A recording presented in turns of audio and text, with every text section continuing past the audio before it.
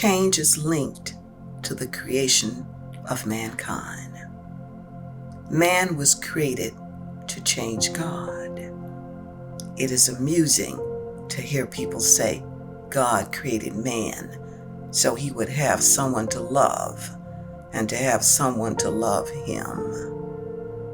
The historical relationship God has had with man proves that God does love man.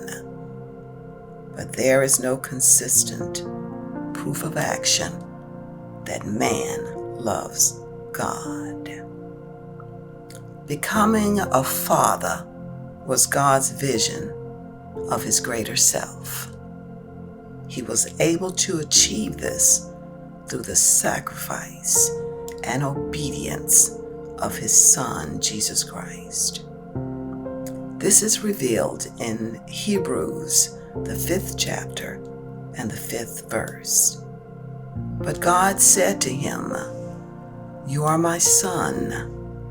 Today I have become your father." NIV. To become your greater self, all beings must change. Change will always include suffering.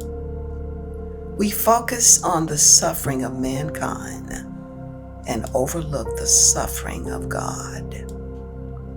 The Bible shows how much pain, disappointment, and heartache God had to endure in becoming his greater self. His work on earth is completed through relationships. No matter the relationship, relationships bring about change. In all cases, when a relationship is formed, expectations follow. This is true between husbands and wives, parents and children. For example, children expect their parents to support and love them, while parents expect love and respect from their children. Relationships are supposed to bring about expectations and change. The same was true when God gave life to Adam and Jesus. Expectations and change followed. In the garden, God created Adam in his image to be obedient, loyal, reflect God's character, and rule the world. Adam failed all of God's expectations, and he surrendered his authority to the devil. This relationship did not meet God's expectations, but it did bring about change. Before the fall, God was Adam's teacher and spirit leader. They shared an unbroken communion. After the fall, God became a giver of laws. God shifted from teacher and spirit leader to judge and disciplinarian. This opened up God's understanding that because of man's sin nature, he would have to use pain and suffering to perfect mankind.